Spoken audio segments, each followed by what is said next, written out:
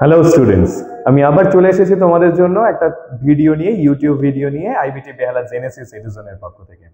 আমরা জানো যে আগের ভিডিওগুলোতে আমরা আলোচনা করেছি যে রেলওয়ে রিক্রুটমেন্ট বোর্ডের যে এনটিপিসি এক্সাম, সেই এক্সামে যে কোশ্চেনগুলো বারে বারে ঘুরে ফিরে এসেছে সেই সব কোশ্চেনগুলো নিয়ে আমরা এখানে এই ভিডিওতে আলোচনা করি। তাহলে দেখে নিই আজকে আমাদের জন্য ফার্স্ট কোশ্চেন কি আছে।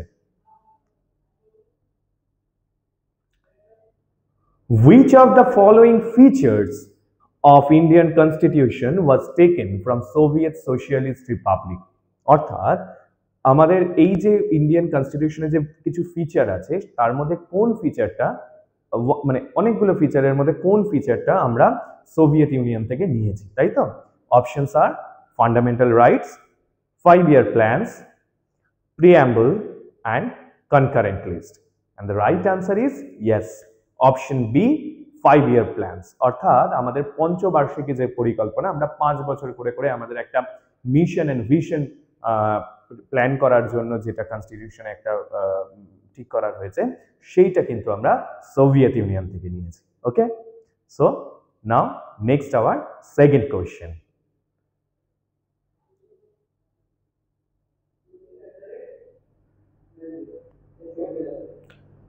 The power of judicial review in the Indian Constitution and the provision of independence of judiciary is taken from which country? অর্থাৎ আমাদের যে জুডিশিয়াল পাওয়ার সেটাকে রিভিউ করা বা জুডিশিয়াল যে সিস্টেম রয়েছে তার যে ইন্ডিপেন্ডেন্স সেটাকে বজায় রাখার যে আমাদের যে পলিসিটা, সেটা আমরা ইন্ডিয়ান কনস্টিটিউশন সেটা আমরা কোথা থেকে নিয়েছি? আমরা একটু অপশনগুলো দেখে নিই। Okay, option A Australia, option B Germany, option C, Japan, and option D, USA. And the right answer is USA. আমরা এই কনসেপ্টটা নিয়েছি ইউএসএ থেকে।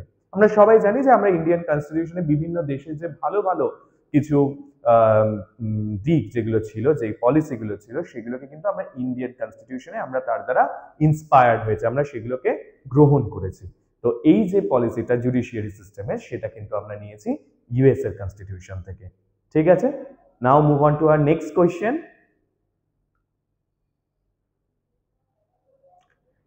In the Indian Constitution, the principle of liberty is borrowed from which of the following countries? আমাদের Indian কনস্টিটিউশনে যে লিবার্টির কথা বলা হয়েছে, ঠিক আছে, সেই লিবার্টির যে কনসেপ্টটা সেটা আমরা কোথা থেকে নিয়েছি? UK, Japan, France and Germany. And the right answer is yes, this is France, option C.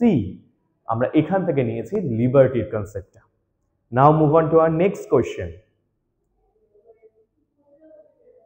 The makers of the Indian Constitution took the principle of freedom, equality and fraternity from which constitution?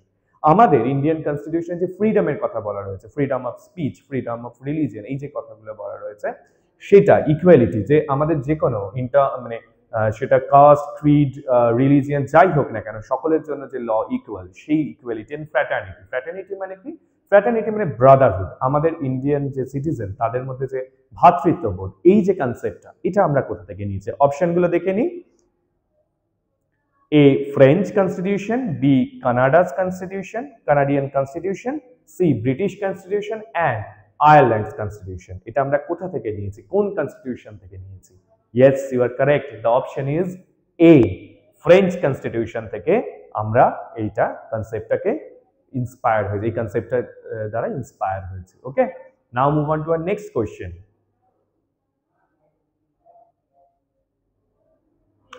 Financial emergency that is mentioned in Article 360 of our Indian Constitution, provisions of Indian Constitution have been borrowed from. আমাদের Indian কনস্টিটিউশনে article 360 তে যে financial এমার্জেন্সির কথা বলা রয়েছে, সেই financial emergency এইটা আমরা কোথা থেকে এনেছি? ফাইন্যান্সিয়াল এমার্জেন্সির ব্যাপারে কয়েকটা জিনিস একটু তোমাদের জানিয়ে রাখি, তাহলে পড়তে গেলে তোমাদের সুবিধা হবে, বুঝতে পারবে। সেটা হচ্ছে যে আমাদের এখানে প্রেসিডেন্ট যদি কোনো সময় তিনি ফিল করেন যে সেন্ট্রাল গভর্নমেন্টের ক্ষেত্রে বা কোনো স্টেট বা টেরিটোরিয়াল গভর্নমেন্টের ক্ষেত্রে ফিনান্সিয়াল যে স্টেবিলিটি সেটা নষ্ট হয়েছে, একটা থ্রেটেন্ড পজিশনে রয়েছে, তখন তিনি ফিনান্সিয়াল এমার্জেন্সি ডিক্লেয়ার করতে পারেন। তো সেটা আমরা কোথা থেকে নিয়েছি? একটু অপশনগুলো দেখে নিই আমরা সবাই। Okay, option A Canadian constitution, B American constitution, C Irish constitution, or the German constitution? And the right answer is German constitution, option D. এটা আমরা এই জার্মানি থেকে এই কনসেপ্টটাকে আমরা ইনহেরিট করেছি বা ইন্সপায়ার হয়েছে বলতে পারি। কেমন? ওকে। এন্ড নাও যেটা আমি তোমাদের সব সময়ের জন্য বলি, আমি জানি যে তোমরা ভীষণ পরিশ্রম করছো, ভীষণ পড়াশোনা করছো যাতে তোমরা এই এক্সামগুলোকে ক্র্যাক করতে পারো, কিন্তু স্বাভাবিকভাবেই আমরা যদি তার সিস্টেমটা না জানি, সেটা যদি একটা সিনক্রোনাইজ ওয়েতে আমরা যদি না করতে পারি, তাহলে কি হয় না, আমাদের সমস্যা হতে পারে সেই এক্সামগুলোকে ক্র্যাক করার জন্য। তো সেই সমস্যাটাকে তোমাদের যাতে না হয়, সেই জন্য তোমাদের জন্য অলওয়েজ রেডি রয়েছে IBT Behala, Genesis, Edison. Okay, আমাদের এখানে bank, SSC, railway, state government, other exams এর জন্য কিন্তু অ্যাডমিশন ওপেন রয়েছে। ঠিক আছে, আর আমাদের এখানে তোমরা যদি আসো কি কি ফেসিলিটি তোমরা পেতে পারো আমরা একটু দেখে নিই। জেনেসিস অ্যাপ সাপোর্ট, আমাদের জেনেসিস এডুজনের পক্ষ থেকে, আইবিটি বেহালার পক্ষ থেকে তোমরা পেয়ে যাবে একটা অ্যাপ, যে অ্যাপের মাধ্যমে কিন্তু তোমরা 24/7 থাকতে পারবে আপডেটেড। যখনই তোমাদের যেখানে কোয়ারি হবে তোমরা কিন্তু সেই অ্যাপ থেকে তোমরা সাপোর্টটা পেয়ে যাবে আমাদের ফ্যাকাল্টির। কেমন? Next, weekly mock test. তোমরা যে পড়াশোনা করছো, ধরো তোমরা বাড়িতে বসে পড়ছো, তোমরা যদি এখানে না আসো তাহলে তোমরা কতটা প্রিপেয়ার হয়েছো এটা তোমরা কি করে জানবে? তাই এখানে উইকলি মক টেস্টের ব্যবস্থা আছে, তাই তুমি যতটা পড়ছো সেটা তুমি কতটা বুঝতে পারছো সেটা বোঝার জন্য কিন্তু এখানে মক টেস্টের এক্সাম নেওয়া হয়, মক টেস্ট নেওয়া হয়, এবং সেখানে কিন্তু তুমি তোমার প্রগ্রেসটা বুঝতে পারবে। আর কি থাকছে? Smart classroom. দেখতেই পাচ্ছ আমাদের প্যানেল রয়েছে, আমাদের এখানে দারুণ সুন্দরভাবে একটা স্মার্ট ক্লাসরুম রয়েছে, এসি ক্লাসরুম রয়েছে, যেখানে কিন্তু তোমরা অনায়াসে খুব কমফোর্টেবলি তোমাদের পড়াটা করতে পারবে। নেক্সট হচ্ছে রেকর্ডেড ভিডিওস। এই যে আমি যে ইউটিউব ভিডিও করছি, এটা 10 মিনিট 15 মিনিট তোমাদের এটা কিছুটা হেল্প করছে নিশ্চয়ই, কিন্তু তোমরা যদি এখানে অ্যাডমিশন নাও তাহলে তোমরা কি পাবে? তোমরা পাবে এই অ্যাপের মাধ্যমে একটা রেকর্ডেড ভিডিও। তোমাদের এখানে যে লাইভ ক্লাসেস হবে, সেই লাইভ ক্লাসেস এর পরে কিন্তু একটা রেকর্ডেড ভিডিও তোমাদের অ্যাপসে থাকবে। তোমাদের যদি কোনো বিষয়ে কোয়ারি হয়, তোমরা সাথে সাথে সেই ভিডিওটা দেখে নিয়ে কিন্তু সেই কনসেপ্টটা তোমরা ক্লিয়ার করে নিতে পারবে। গ্রেট না? আচ্ছা, আরেকটা কি থাকছে? Expert faculties. এখানে অনেক এক্সপার্টাইজ ফ্যাকাল্টিজ যারা রয়েছে তারা কিন্তু অলরেডি এই ধরনের এক্সাম ক্র্যাক করে এসেছে, এবং তারা কিন্তু বহু বছর ধরে তোমাদের মতো যারা অ্যাসপায়ারিং স্টুডেন্ট তাদেরকে কিন্তু পড়াচ্ছে এবং চাইছে যে তারা যাতে ভবিষ্যতে তাদের গভর্নমেন্ট জবটাকে সিকিউর করতে পারে। সেই এক্সপার্ট ফ্যাকাল্টিদের থেকে তোমরা কিন্তু হেল্প পাবে অলওয়েজ। তাহলে আর দেরি কেন? আজই চলে এসো। আর আসতে গেলে কোথায় যোগাযোগ করতে হবে? আরেকবার নাম্বারটা বলে দিই, 7890001099। আবার বলছি, 7890001099। এই নাম্বারে যোগাযোগ করে তোমরা যত তাড়াতাড়ি সম্ভব আমাদের এই আইবিটি বেহালা জেনেসিস এডুজনে তোমরা জয়েন করো। কেমন? ওকে, তাহলে দেখা হচ্ছে। নেক্সট চলে আসি আমাদের পরের question.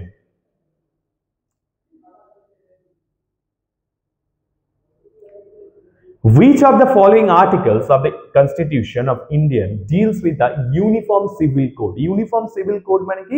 That is a set of law যেখানে একটা ইউনিফর্মিটি আছে। তোমার রিলিজিয়ন, তোমার কাস্ট, তোমার ক্রিড কোনো কিছু দেখা হবে না। যেটা দেখা হবে that is you are a citizen of India. তাই সব সিটিজেনের জন্য একটা ইউনিফর্ম একটা কোড রয়েছে, একটা সিভিল কোড রয়েছে। ঠিক আছে, সেটাকেই বলা হচ্ছে ইউনিফর্ম সিভিল কোড, বা is basically a set of law. ঠিক আছে, অপশনগুলো দেখে নি। Article 43, option B article 44, option C article 45, and option D article 46, and the right answer is article 44, যেখানে ইউনিফর্ম সিভিল কোড যেটা বা ইউনিফর্মিটি অফ দ্য ল সেটা কিন্তু মেনশন রয়েছে। ঠিক আছে, চলে যাই আমাদের পরের কোশ্চেন।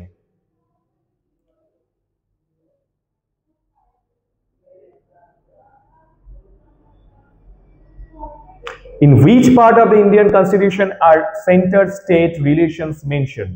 অর্থাৎ আমরা জানি আমাদের এখানে যে দুটো সরকার রয়েছে, that is central government and the respective state governments. এই সেন্ট্রাল গভর্নমেন্ট অ্যান্ড স্টেট গভর্নমেন্টের মধ্যে যে ইন্টার রিলেশন সেটার কথা বলা রয়েছে কোন পার্টে? Option A part 4 article 227 to 234, article 11 part 11 article 245 to 255, Part 10, Article 234 to 240, and option D, Part 12, Article 265 to 277. তাহলে the right answer is option B, that is Part 11, Article 245 to 255. এই পার্টে কিন্তু রয়েছে সেন্ট্রাল গভর্নমেন্ট এবং state গভর্নমেন্টের মধ্যে যে inter relation সেটার কথা বলা রয়েছে। সেটা আমরা আলোচনা করলাম। চলে আসি next question. Right to move freely throughout the territory of India is a fundamental right under dash of the Constitution of India. অর্থাৎ ইন্ডিয়ান কনস্টিটিউশনে বলা রয়েছে যে যদি তুমি ইন্ডিয়ান সিটিজেন হও তাহলে তুমি থ্রুআউট ইন্ডিয়া তুমি ফ্রিলি মুভ করতে পারবে। তাহলে সেটা কোন ফান্ডামেন্টাল রাইটের যে ফান্ডামেন্টাল রাইট রয়েছে সেখানে কোন এটা পার্টে বলা রয়েছে আমরা একটু দেখে নিই। Article 24, Article 21, Article 14 and Article 19(1)(d), and the right answer is option D. Article 19(1)(d তে এটা বলা রয়েছে যে তুমি যদি ইন্ডিয়ান সিটিজেন হও তাহলে কিন্তু you can move freely throughout the India at any time. Okay, চলে আসি আমাদের পরের কোয়েশ্চেন। আমরা এতক্ষণ আলোচনা করলাম আমাদের পলিটি কিছু কোয়েশ্চেন্স নিয়ে, তাই তো? আমাদের বেসিক্যালি সিভিক্স এর কিছু কোয়েশ্চেন নিয়ে আমরা আলোচনা করলাম। এবারে আমরা কিন্তু জিওগ্রাফির দুটো পার্ট আমরা আজকের এই ভিডিওতে আলোচনা করব। নেক্সট দুটো কোয়েশ্চেন আমরা এখানে একটা পিকচার দেখতে পাচ্ছি, একটা ইমেজ দেখতে পাচ্ছি। তোমরা বলতে পারবে এটা কি? আচ্ছা, আমি তোমাদের জন্য বলে দিচ্ছি, কোয়েশ্চেনটা দেখে নিই। What is the periodicity of Halley's comet? This is Halley's comet. এটা হচ্ছে হ্যালির কমেট বা যেটাকে আমরা বলতে পারি ধূমকেতু, তাই তো? তাহলে এই পিরিয়ডিসিটি অর্থাৎ কত বছর বাদে বাদে এটাকে আমরা দেখতে পারি, আমরা একটু অপশনগুলো দেখে নিই। Option A 30 to 31 years, option B 45 to 46 years, option C 85 to 86 years, and option D 75 to 76 years, and the right answer is option D. আমরা 75 থেকে 76 বছরের ডিফারেন্সে এই হ্যালিস কমেট বা হ্যালির ধূমকেতু আমরা দেখতে পাই। আমরা লাস্ট দেখতে পেয়েছিলাম 1986 এ, আমরা আবার এই হ্যালির ধূমকেতু আমরা দেখতে পাবো 2061 এর মিড জুলাইতে, 2061 সালের মিড জুলাইতে আমরা এই ধূমকেতুটা আবার দেখতে পাবো, এই হ্যালিস কমেট আবার দেখতে পাবো। Isn't it interesting? Okay, now our last question. আবার একটা আমরা পিকচার দেখতে পাচ্ছি। ওকে, তাহলে আমরা দেখে নিই যে এই পিকচারটা কিসের, তোমরা কেউ বলতে পারবে? কোশ্চেনে আসি। The bodies glowing in the night sky are known as, যে বডিগুলো যেগুলো আমরা রাতের আকাশে দেখতে পাই যেগুলো গ্লো করে সেগুলো বেসিক্যালি কি? Option A space stations, option B airplanes, option C celestial bodies, and option D artificial satellites. একদম ইজি কোশ্চেন, তাই না? Exactly, the right answer is celestial bodies. এখানে যেটা আমরা দেখতে পাচ্ছি সেটা হচ্ছে সেলেস্টিয়াল বডিজ। এর মধ্যে প্ল্যানেট আছে, এর মধ্যে ন্যাচারাল স্যাটেলাইট আছে, এর মধ্যে সান আছে, এর মধ্যে স্টার্স আছে, সমস্ত কিছু নিয়ে হচ্ছে আমাদের সেলেস্টিয়াল বডিজ। এই রাতের আকাশে আমরা যেটাকে গ্লো করতে দেখি, they are basically the celestial bodies, তাই তো? And that's all for today. যদি তোমাদের আমার ভিডিও ভালো লেগে থাকে, যদি তোমাদের এই রকম ইউটিউব ভিডিওগুলো তোমাদের জন্য যদি কাজের হয়ে থাকে, তাহলে কিন্তু এই ভিডিওটাকে লাইক করতে একদম ভুলবে না, আর আমাদের চ্যানেলটাকে সাবস্ক্রাইব করতে ভুলবে না, আর কমেন্ট করবে তোমাদের এই ভিডিওগুলো কেমন লাগছে। আর যদি মনে করো যে তোমাদের আরো বন্ধু বান্ধব যারা রয়েছে তাদেরকেও হেল্প করবে, তাহলে অবশ্যই কিন্তু শেয়ার করে একটু এই ভিডিওটা ছড়িয়ে দেবে। আর আমরা সবসময় রয়েছি তোমাদের হেল্প করার জন্য। দেখা হবে পরের ভিডিওতে। Till then, good by.